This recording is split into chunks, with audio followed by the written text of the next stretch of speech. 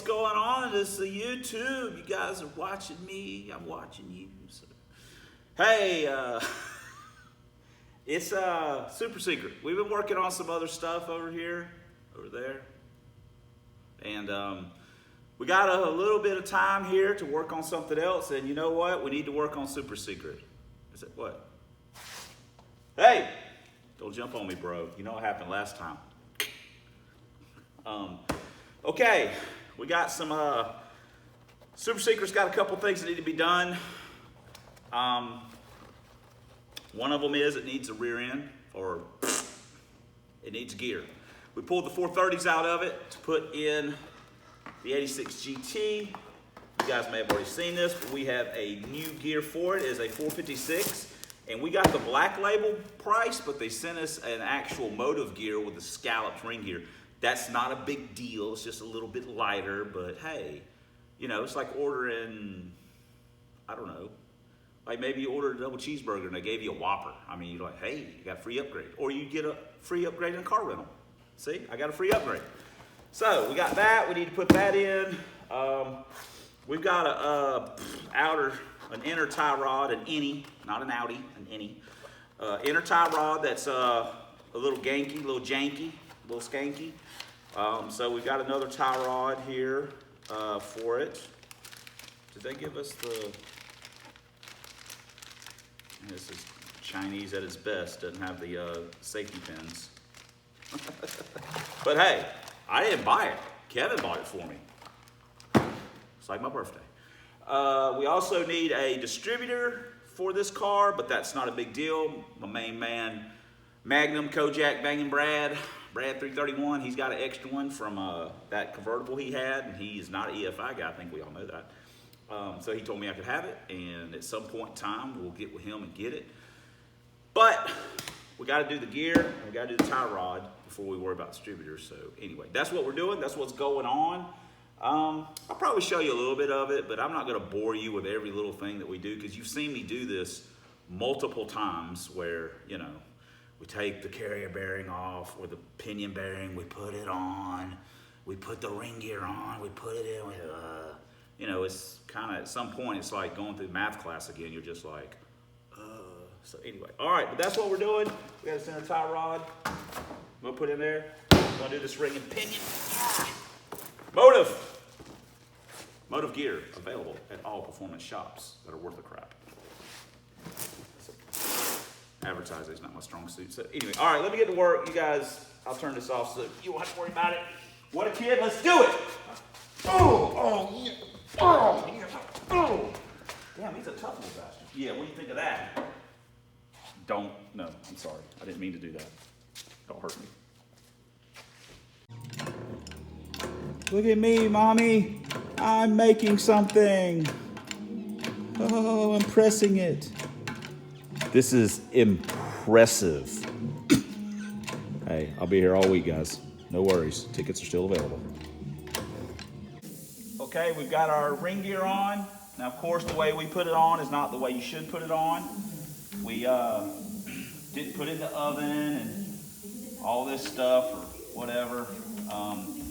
We put a little never sees on it, on the inside of it, and we lined it up, flipped it over, tapped it around with a piece of wood. We didn't have our dead blow down here, and then we screwed in all the bolts, and we crisscrossed and just pulled it up, and boom, there we go.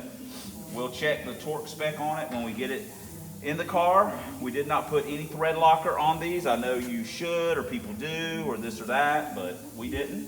So we very rarely ever do, because we don't know how long it'll be in here. We may change it. So we don't ever put it in there, so whatever. But you should probably do that and, you know, do as I say, not as I do. But ring gear's on, so now we're ready to start putting it back together. And I use an air tool, guys. I know that'll make, oh God, that'll make some people real happy. They worry about me using air tools or not using them and not using battery powered impacts and stuff to make my life easier. Life isn't easy, kids. All right, while you guys literally can't see what's going on, or probably me for that matter. It's probably a good thing. We got fan noise. We got everything. We got all that we need here for a quality installation. That never sees. We found a crush sleeve that was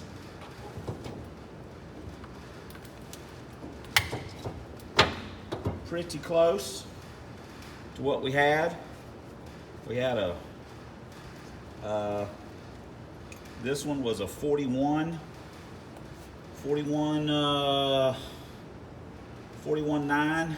We found a 42.9, so that's close enough. Government work.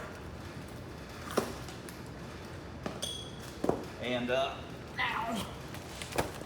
now we will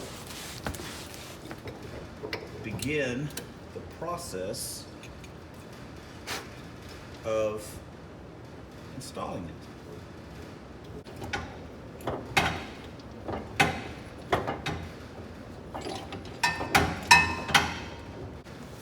All right, the pinion nut is in, and now we're ready to put our spool in with our shimmy shims.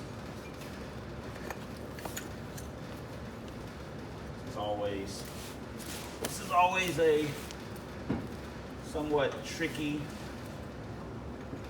proposition.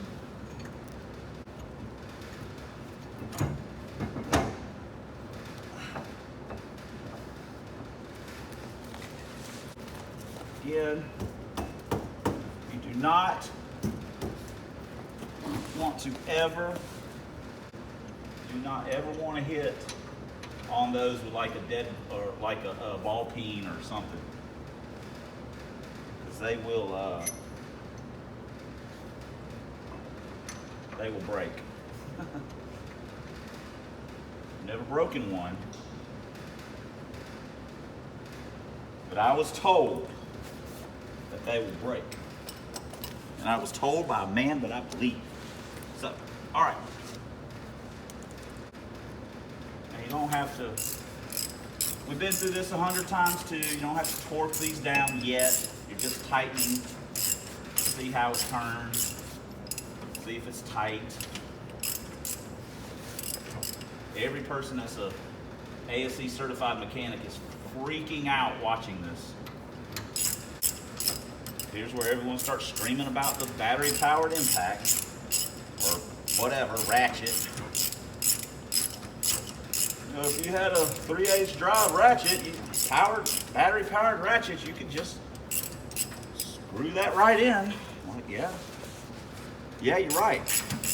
Or if I had this 1/2-inch drive ratchet in 2 good working hands and arms, I could just do it like I'm doing it.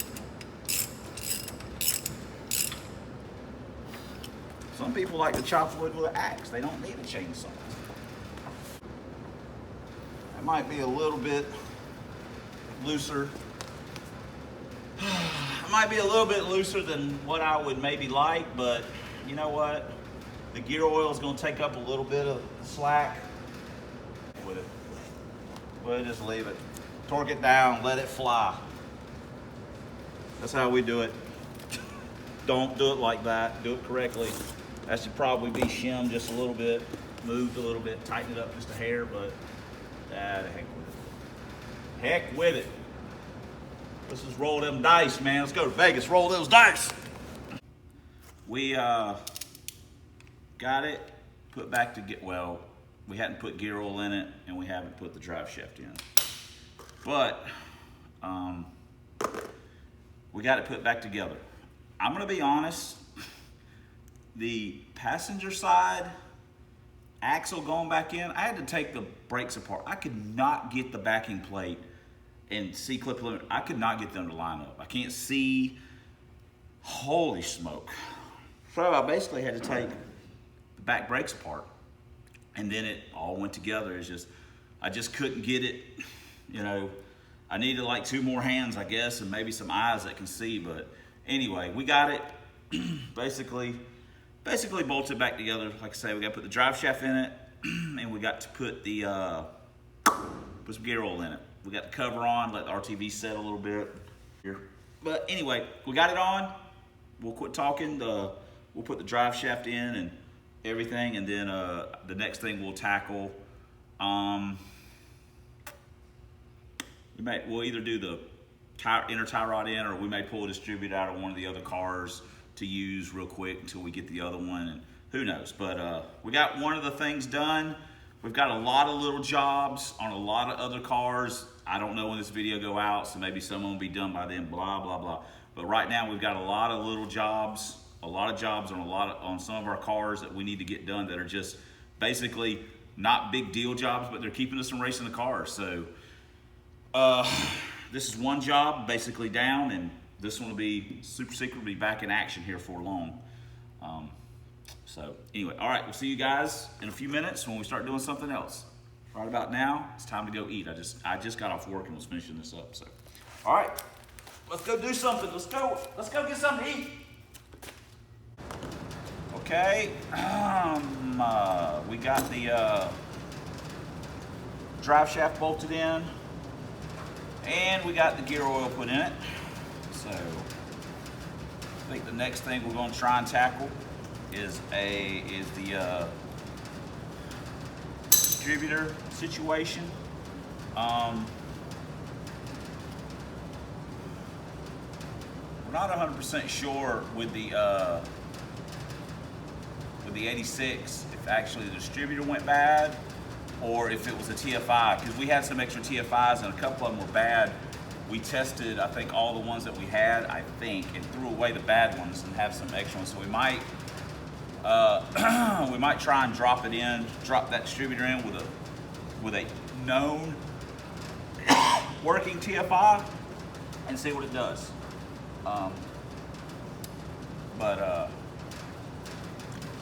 don't know. We'll try that. Maybe. I don't know. I'll have to look at it real quick. So, all right. Well, let me shut you guys off. That me talking. It's a bad habit.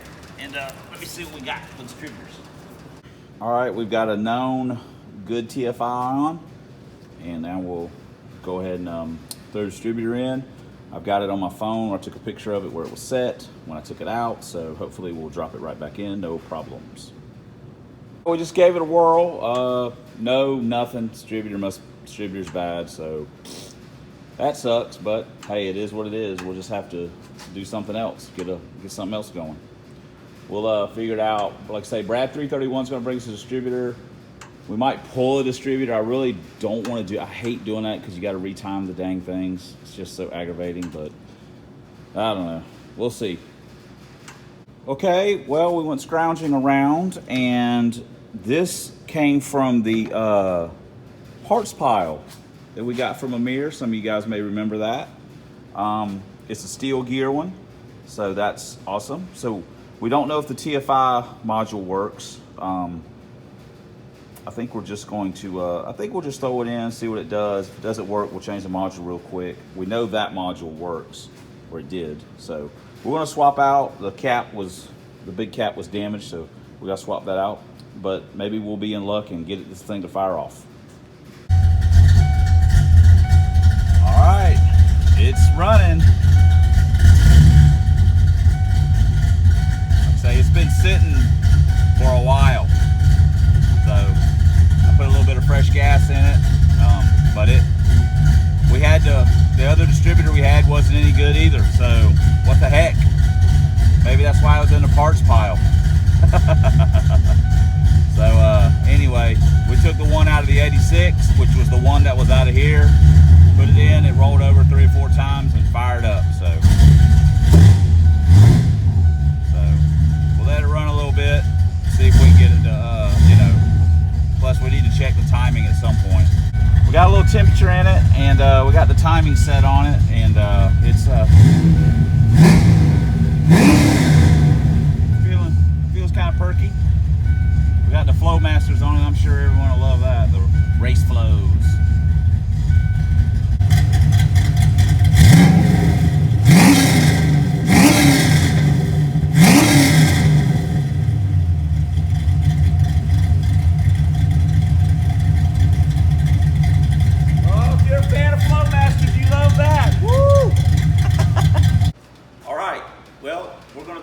for today, not the end of the video. Obviously, you probably look down and tell there's going to be a few more minutes or whatever. I don't want these. Some of these videos are getting like really long, and the editing. Man, I hate that.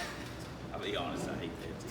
But we've got the rear end put together. We haven't driven it yet, of course. We got a distributor in it, and we got it running. Got it fired off, so that's great. We still got to do the inner tie rod in, and we'll finish that up in this video. That's not a big job, and we'll knock that out real quick, and then we'll take it for like a test drive, and you know, then it'll be ready to go to the track. So that's kind of been a little bit of my, I guess my mission here lately is getting some of the old soldiers back where they're raceable. So I mean, I spent a lot of time. I say a lot of time. I spent time, a lot of time, whatever, working on the Lincoln, the '86, McNuggles. So I didn't get as much done to some of the other cars as I wanted to during that time frame. Plus just other life gets in the way and work. But now that's kind of been my thing, is a little bit is to get some of the old soldiers, some of the regulars back up. I say regulars, some of the ones I've had for a while. You guys may not seen them as much, but I've had them for a long time, and get those cars back up and going where I could race them. And at the end of the day, when the channel finally just ceases to exist or whatever it does, it'll be where I've got everything where all I really have to do is go to the track. That's what I want to do, where I can just go eeny, meeny, miny, mo, catch that Fox Mustang by its toe. That's the one that's got to go, and I'll get in it and go to the track. So I like working on them, but you know, I like racing them more. But when I get in this work mode, it messes with my race mode. I want to work, I don't want to race. So anyway, but we're making progress. We're making progress. We got the gear in it. We got it running again. And you know, while we did have to take a distributor, we know, you know, we'll get one, and we'll get the '86 back up. Just drop distributor and it'll be ready to roll. So anyway, cool. So next time you see me, we'll be doing the tie rod in. All right, cool. We're in the tie rod. All right, guys. That might be hard to see or hear, but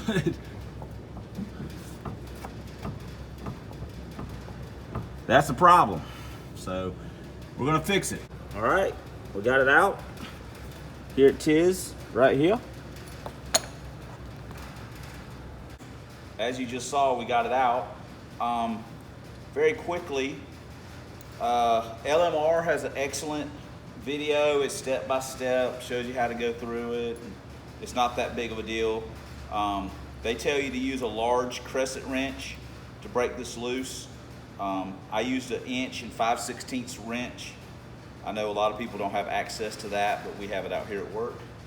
So, but you will need a large crescent. On a side note, is that in all honesty, it wasn't on there very tight. So, oh yeah. That's no bueno right there, homies. So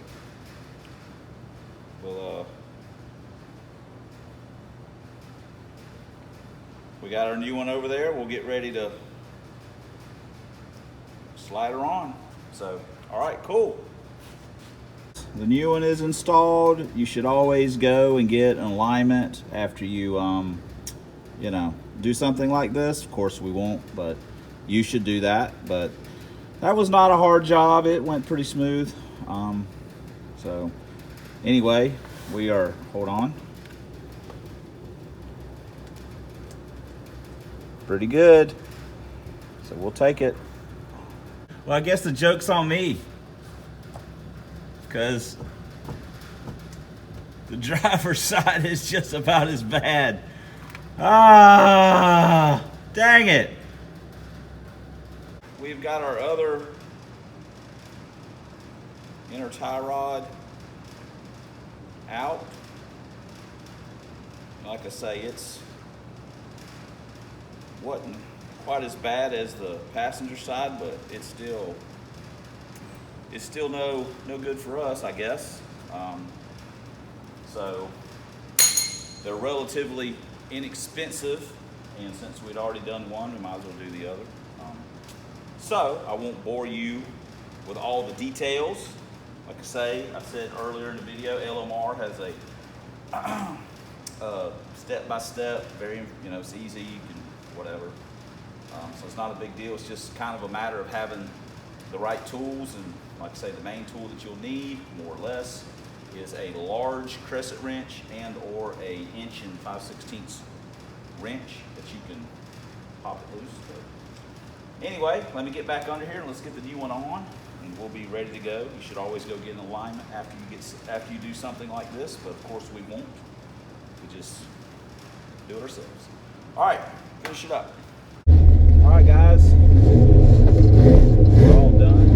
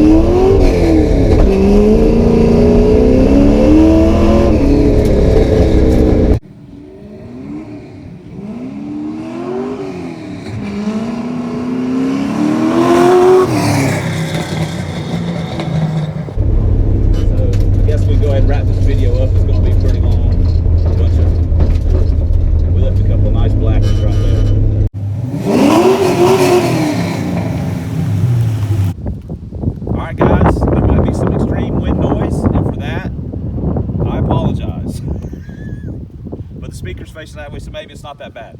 All right, well, we're done. We got our 456 in. We got our a distributor drop back in it. Of course, now the 86 doesn't have a distributor, but we're working on that problem. We've got our inner tie rod ends changed, so now it don't feel so weird when we hit the brakes, like everything's coming apart in the front end. So the next time we see this thing, it'll probably go into the track, potentially. So let's go ahead and do the What Will It Run? The game show that everyone loves. Combination real quick. It's got a 80R Pro M calibrated for 30-pound injector. It's homemade cold air. It's got a 86 millimeters, an old school SVO throttle body that they don't make anymore. I'd always just wanted one, and one came up for sale and I bought it. It's got a ported Exploder upper. It's got a pretty seriously ported Explorer lower, which is way too much for these heads. It's got a set of stock GT40Ps on it. It's got a Lenati 51027 cam, which is like 509, 509. It's not real aggressive with the duration, but it works okay. It's got long tubes on it, stock P heads, long tubes, 3-inch X pipe. Basically, it's got about that much, 2.5 on it, with 3-inch one chamber Flowmaster race 10s or whatever the heck they are. It's got 456s in it now. It's got T5, some cheapy clutch, like a motorsport type clutch. Probably weighs 2,800 pounds. It's got rear stuff in the suspension, tubular K member with coilovers and 9010s up front. And we'll be running it on a 26x10 slick with skinnies, and that's pretty much it. On a side note, this is the gear missingest car that I drive. This transmission has got probably 230,000 miles on it. It's never been rebuilt. It's just had a few my little upgrade thing I do to it. But second gear fights me. Sometimes, you know, so I miss my share of gears in this car. But hey, what the hell? So you guys tell me what's going to run. The best it has ever ran was a 727. That was in pretty good air. It's going to be hot when we go this time. It's summertime basically. So you know, you guys tell me, is it going to pick up any? Is it going to slow down? Is it, you know, whatever? So you guys tell me. So that's going to wrap it up. Thanks for watching. I didn't really mean to say it like that. Thanks for commenting. Thanks for subscribing. Thanks for watching. Jesus Christ. And until next time on Substandard Leader in Fox Body Videos, we are the gold standard and substandard. There's a lot of good channels out there. A lot of guys with fancy stuff on their thumbnails and, you know, selling t-shirts and stickers and, man, just having themselves a good old time, making money. We ain't none of that. We're the dum-dums of the group. So, but you guys be dum-dums with us. So, yeah, so until next time, we're the Substandard Leader Fox Body Videos, lover of POS Mustangs, 4Eyes, drag vans, Lincolns, 5.8s, convertibles, and all the other Fox junk that's out there. This car's not really that junky, so I can't really say that. So, all right, we'll see you guys later. Hold on, we're gonna do the magic this time.